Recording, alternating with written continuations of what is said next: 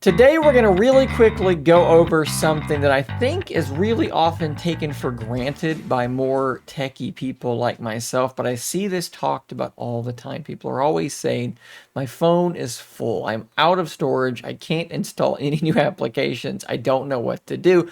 I have tons of photos and videos and I don't know what to do with them. I don't want to delete them. I want to keep them.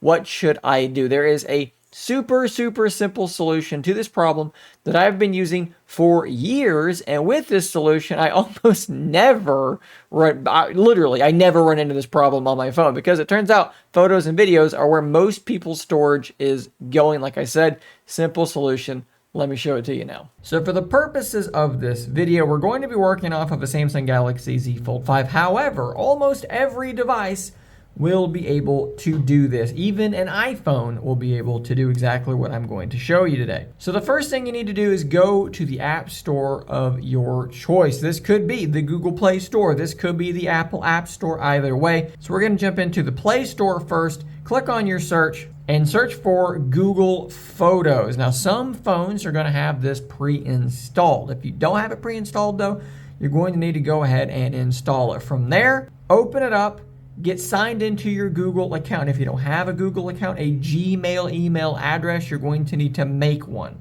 It's pretty hard to imagine anybody not having a Google account at this point, but if you don't, go to google.com, click on sign in, and then click on create an account for my personal use. Go through that setup process. You're going to have that account. When you open up Google Photos, you're simply going to log in using that account that you just made. The first time you launch that app, it's going to look something like this. It's going to ask for photo permission. You're going to click on allow. You're going to see turn on backup down here at the bottom. Go ahead and click on that.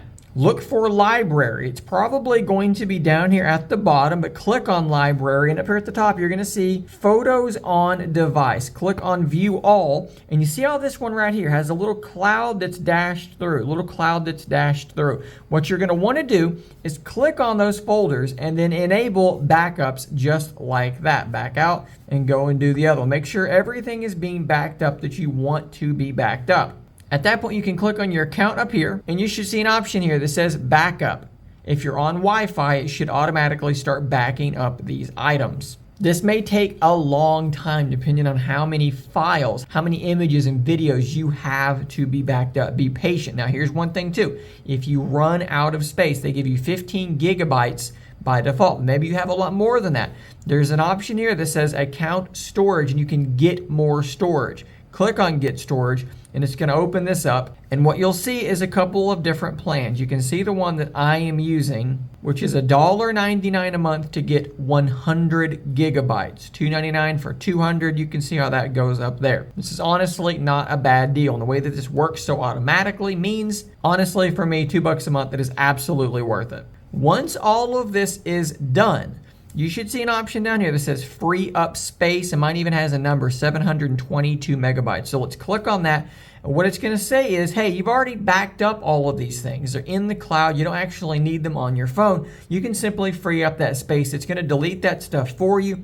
And now you are done. And here's the beautiful thing. All your photos, all your videos will be right here in this Google Photos gallery, but none of these are locally on my phone. They're all saved in the cloud, but they perform just like they're on my phone. One of the most underrated aspects of Google Photos is the ability to go on your web browser, on any device, computer, tablet, whatever it might be, type in photos.google.com, and there are all of your photos. There are a lot of really cool features here too. The fact that it can actually sort your photos by what is in them using AI. So let's click on the search button and let's search for dogs. And what you're going to find is it's going to go through and pull out photos that have dogs in them. How useful is that? What about this? How about if I say flowers? Same thing. It's going to start pulling out things that it think are flowers. Sometimes it's a little bit inaccurate, but you can see does a pretty darn good job. You can also search for locations, which is very useful. If your photos actually have location tags on them, which a lot of the time they will, you can do that as well. Very useful. Maybe the coolest thing is that it can remember faces. You can see some faces down here. Let's go to my wife, and it's going to again be auto categorizing photos that have my wife in them. And it also works on dogs. Let's search for Rose. who is my dog, and there are photos specifically of Rose. These features are absolutely fantastic to have. So guys, there you go. Hopefully that has at least temporarily solved your storage space problem. If you enjoyed this video, click that like button before you go, or maybe even subscribe so you don't miss out on more content like this. Guys, I'll see you on the next one. And until next time, stay nerdy, my friends.